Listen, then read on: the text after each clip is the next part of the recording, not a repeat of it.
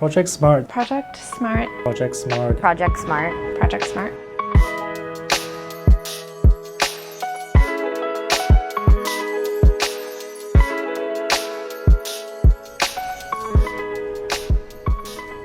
Project Smart stands for Social Media Anti-Vaping Messaging to reduce e-cigarette use among LGBTQ teens.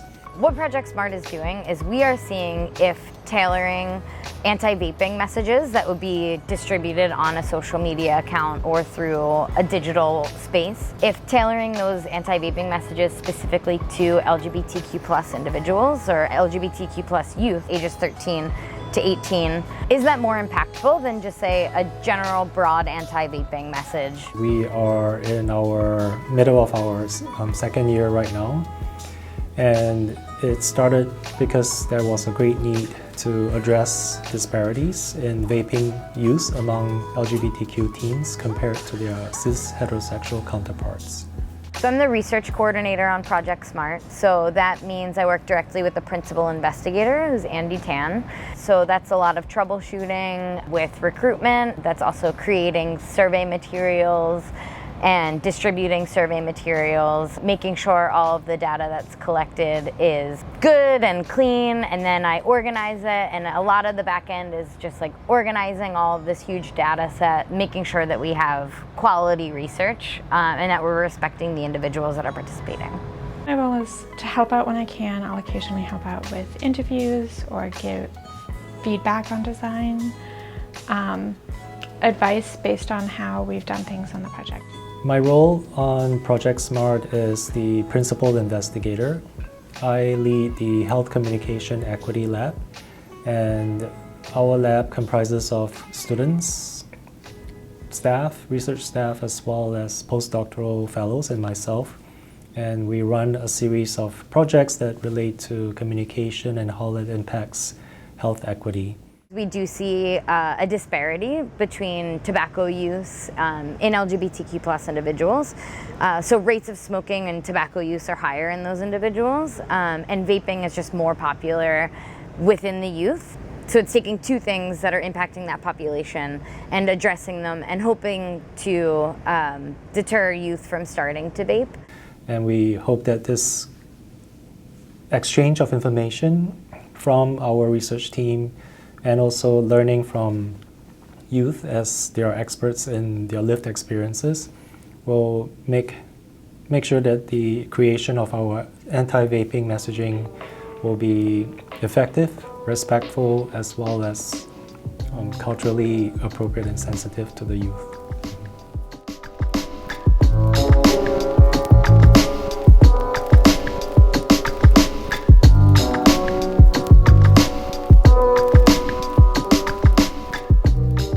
There's three aims in the project. Aim one is an elicitation survey where we get the youth's perspective on maybe why they vape or friends or peers vape, costs of vaping, the benefits of vaping, who around them or situations why they vape. Our second aim of our study, we've already learned that LGBTQ youth prefer imagery that contain some LGBTQ identity imagery or signals, including rainbow flags or including the portrayals of couples that reflect the relationships in our community and so on and so forth. So we are using this knowledge and sharing them with our youth advisors to make more concrete decisions about what sets of anti-vaping messaging we should design.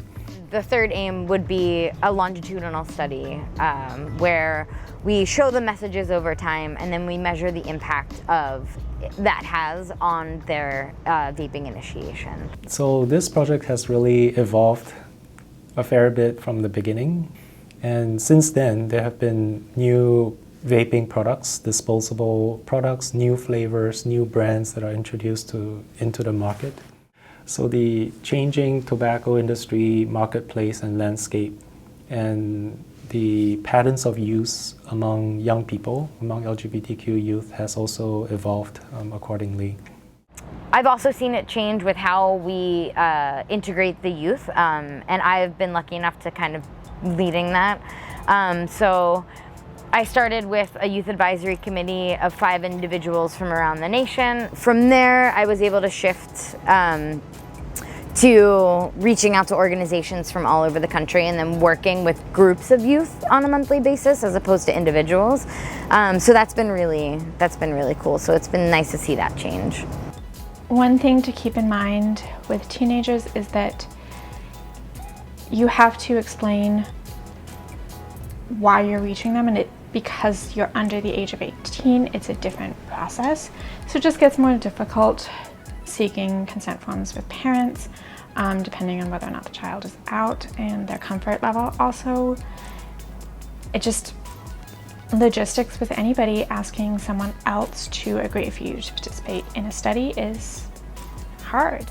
So we have to learn ways to make sure that we are respectful of individual voices within the LGBTQ youth community, but also to make sure that we are providing messaging holistically that will appeal to as many youth as possible within this group.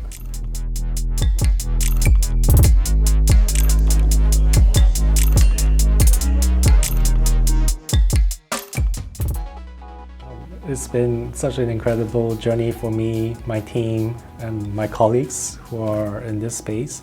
We've had so many useful insights and critical insights from the surveys that we've conducted, from the interviews that we've conducted in focus groups with youth, but also the interactions and engagements that we've had with LGBTQ youth. I think it's important to be seen in advertisements, and not just advertisements, but it's important to be seen within the public service announcements and health messages. What I think is most important is making sure that they have a voice in the research, and that if we're creating something that targets this population and that is directly going to impact this population, that they should tell us what that looks like, and that we shouldn't tell them what that looks like. I feel that there's so much positive information that's coming out from this project in terms of the process, but also the evidence, that I think it will make a huge impact in allowing us to create respectful, empowering, and effective messaging for LGBTQ youth moving forward. Hopefully not just in tobacco, but in other health spheres and issues that impact this population.